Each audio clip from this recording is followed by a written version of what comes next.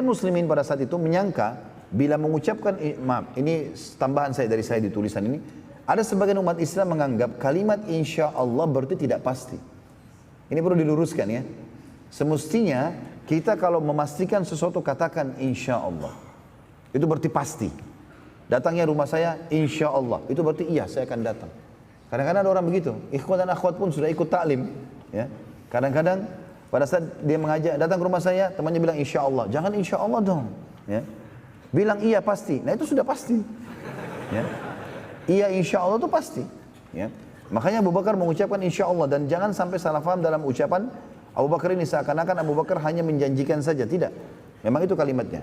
Lalu beliau melanjutkan mengatakan, ketahuilah, tidak ada kaum muslim yang meninggalkan jihad kecuali Allah akan menimpakan kepada mereka kehinaan. Maksudnya adalah mereka akan dikalahkan, dihinakan oleh musuh. Ketahuilah, tidak ada maksiat yang menyebar di satu kaum kecuali Allah akan meratakan pada mereka semua siksaan dan bencana. Ya. Bahkan dari statement Abu Bakar ini dikatakan kalau seandainya mayoritas masyarakat berbuat dosa dan tidak ada yang mengingatkan, maka pasti Allah akan hinakan mereka.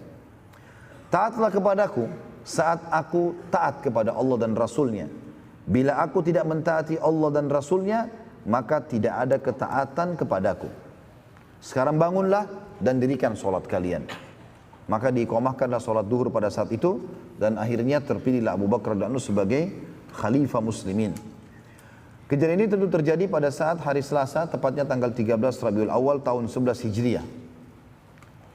Saat itu, beberapa kerabat Nabi SAW berkumpul untuk mengurus jenazah Nabi SAW. Maka berkumpullah Ali bin Abi Thalib, Abbas bin Abdul Muttalib, Fadl bin Abbas, Qutun bin Abbas, ya, Qusala bin Zaid, Sakran, maula Nabi SAW. Semuanya sepakat memandikan jenazah Nabi SAW.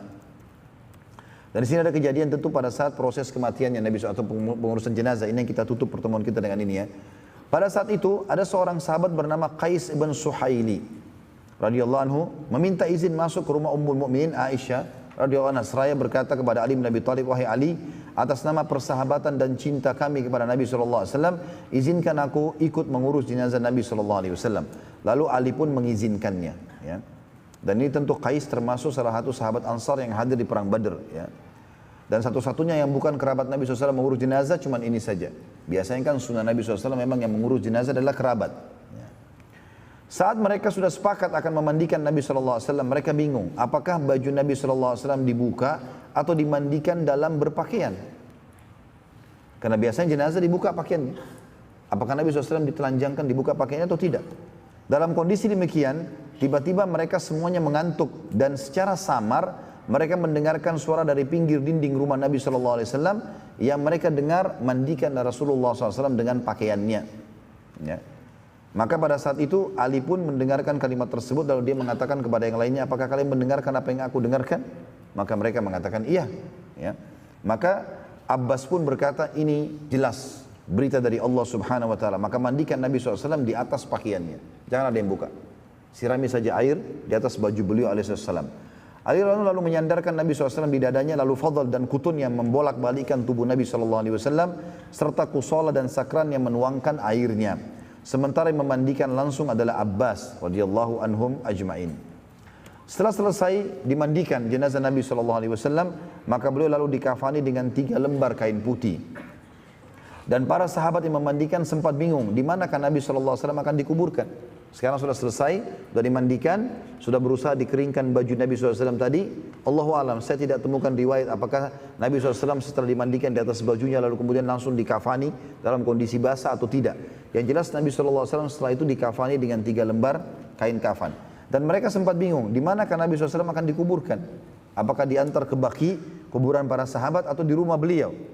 Dalam kondisi mereka bingung, mereka lalu bermusyawarah dengan Abu Bakar yang menjawab, aku telah mendengar, kata Abu Bakar, aku telah mendengar dari Nabi SAW, beliau pernah bersabda, kami para nabi bila meninggal dunia akan dikuburkan di tempat ia wafat. Dan inilah alasan kenapa Nabi SAW dikubur di kamarnya Aisyah. Karena memang beliau meninggal di situ. Ya. Jadi kalau ada yang bertanya, kenapa kok ya kuburan Nabi SAW kuburannya malah ada rumahnya? Ya. Ini bukan karena kasus rumah, sementara Nabi SAW melarang untuk membangun bangunan di atas kuburan, gitu kan? Dalam hadis beliau kepada Ali bin Abi Thalib, "Hai Ali, aku wasiatkan kepadamu jangan kau temukan kuburan kecuali kau sama ratakan dengan tanah." Ada larangan masalah itu.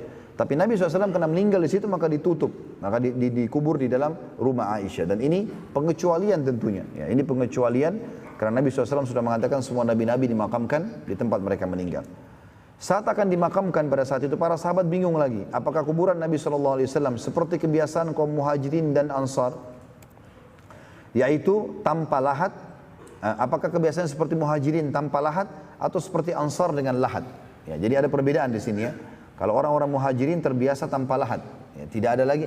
Kalau orang muhajirin itu dilubangi lalu ditaruh jenazahnya. Kalau orang ansar enggak, dibuat gali lalu dilahat lagi ke dalam, jenazah ditaruh dalam. Apakah mengikuti cara muhajirin atau cara ansar? Abbas berkata radhiyallahu anhu, utuslah agar Abu Ubaidah dan Abu Talha datang untuk ikut menguburkan Nabi SAW. Biar nanti sahabat-sahabat ini yang memberitahukan kepada kita. Mungkin mereka punya informasi dari Nabi. Abu Ubaidah al-Anhu selalu bertugas mengubur para muhajirin. Dan Abu Talha selalu mengubur orang-orang ansar. Maka dua orang ini dipanggil. Siapa yang datang terlebih dahulu kata Abbas, maka kita mengikuti tata caranya. Kalau yang pertama datang nanti adalah Abu Ubaidah, berarti kita ikuti cara muhajirin. Tapi kalau yang datang pertama Abu Talha dari Ansar, maka kita ikuti orang-orang Ansar. Pakai lahat berarti. Ternyata yang datang terlebih dahulu adalah Abu Talha dari orang Ansar. Maka dikuburlah Nabi SAW sesuai dengan cara Ansar atau menggunakan lahat. Sebelum dimasukkan ke dalam liang lahat, diiklankanlah siapa yang mau mensolati Nabi SAW. Ya, silakan datang. Maka berbondong-bondonglah muslimin mensolati Nabi SAW di dalam rumah Aisyah radhiyallahu anha. Dan saking banyaknya yang mensolati sampai Aisyah sendiri berkata, kami tidak mendengar suara diturunkannya jenazah Nabi SAW ke liang lahat kecuali tengah malam. Dan itu terjadi di malam Rabu atau Selasa malam, hari Selasa tanggal 13 Rabiul di tahun 11 Hijriyah. Ya. Jadi saking banyaknya orang sholat karena rumah Nabi SAW Aisyah kecil. Maka setiap masuk sekian orang keluar lagi, disolati lagi. Dari sampai habis duhur itu, ya, sampai menjelang tengah malam baru dikubur Nabi alaihi salatu wassalam. Ya. Tentu ada kejadian juga di sini, beberapa kejadian yang sempat terjadi pada saat itu. Di antaranya salah satu ini sudah saya jelaskan juga dalam kisah Muawiyah radhiyallahu anhu. Pada saat beliau melihat jenazah Nabi SAW ya, akan diturunkan, maka beliau sempat ya, menjatuhkan sesuatu. Entah saya lupa dalam riwayat itu dijelaskan apa ya. Lalu kemudian dia pun mengatakan, sebentar hai Ali, jangan diturunkan, jangan ditutup kuburan Nabi SAW karena aku jatuh sesuatu, lalu aku mau mengambilnya. Lalu dia pun turun lalu mencium Nabi SAW. Ali, Fadl, Qutun dan Sakran radhiyallahu anhu berempat turun ke liang lahat. Termasuk yang menghadiri pemakaman Nabi SAW adalah Al-Mughirah bin Syu'bah radhiyallahu anhu yang sengaja melepaskan cincinnya dan melemparkan masuk ke liang lahat Nabi SAW. Lalu ia berkata, cincinku terjatuh dan aku akan mengambilnya. Maka Ali pun mengizinkan. Saat turun dan mengambil cincinnya, maka Mughirah pun menyentuh tubuh Nabi SAW dan berkata, aku ingin menjadi manusia terakhir yang menyentuh Nabi SAW. Dalam riwayat lain dikatakan ini adalah kejadian pada Muawiyah bin Abi Sufyan. Semuanya dari riwayat sahih. Dan ini menandakan teman-teman sekalian bagaimana cintanya para sahabat kepada baginda Nabi SAW. Karena sampai meninggal pun mereka ya tidak mau ya kehilangan Nabi SAW. Juga ada riwayat lain ya. Tapi saya belum menyusuri tentang kesahihan ini. Tapi waktu Nabi SAW sedang mengatakan tadi sebelum meninggal SAW, beliau mengatakan siapa yang pernah aku zalimi maka ambillah haknya, siapa yang pernah aku pukul maka pukullah. Maka ada sahabat mengatakan, ya Rasulullah, Anda pernah memukulku. Kemudian Nabi SAW mengatakan, baiklah, balaslah. Dia mengatakan, tapi ya Rasulullah, waktu Anda memukulku menyentuh dengan tongkat Anda, walaupun itu tidak disengaja gitu kan, Anda waktu itu bagian badanku terbuka, tersingkap, maka kena kulitku langsung. Aku pun minta itu. Maka para sahabat menghardik orang ini. Kemudian pada saat pun Nabi SAW mengatakan biarkan dia, tidak boleh ada yang menolong, biarkan dia mengambil haknya. Waktu Nabi SAW singkapkan bajunya, maka dia pun memeluk dan mencium badan Nabi SAW. Maka Nabi SAW mengatakan, kenapa?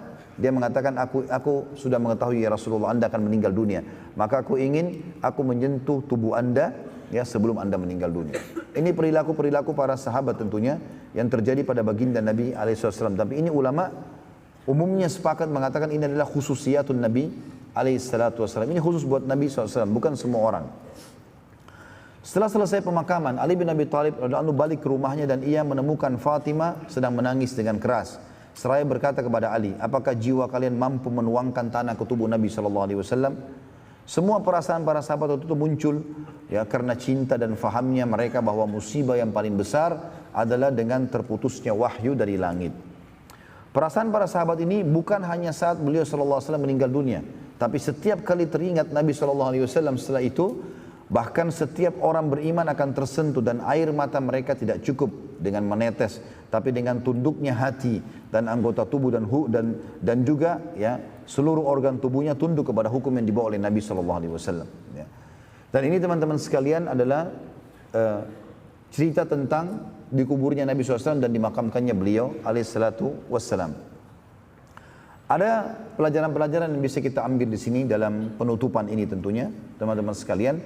Yang pertama adalah bagaimana manusia yang terbaik pun wafat dan meninggal dunia. Berarti kita juga akan meninggal dunia. Yang kedua, ada satu kejadian juga terjadi, dan ini riwayat sahih.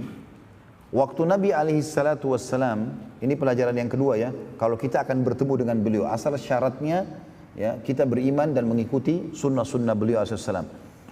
Pada saat beliau lagi sakit parah, dan beliau tadi naik di mimbar ya, maka ada sahabat yang sempat menangis. Mereka menangis terisak-isak. Dan Nabi SAW masuk ke dalam rumahnya, dan beliau sempat mendengar suara tangisan sahabat yang sangat besar. Maka beliau pun memaksakan diri keluar yang kedua kali, kemudian beliau naik di atas mimbar dan beliau mengatakan, hai manusia. Setelah memuji Allah dan salawat pada diri beliau SAW, beliau mengatakan, hai manusia, janganlah kalian bersedih, karena pertemuan kita yang sebenarnya di Haud, di kualaku nanti. Ya. Kuala Nabi SAW yang ada di mahsyar nanti. Semua orang di antara kita insya Allah yang mengikuti sunnah Nabi SAW, setelah timbangan amalnya lolos, maka dia akan minum dari haud. Yang kata Nabi SAW, haudku jaraknya adalah 1 bulan. Jadi lebarnya 1 bulan, panjangnya 1 bulan. Gitu kan? Dalam riwayatnya dikatakan seperti antara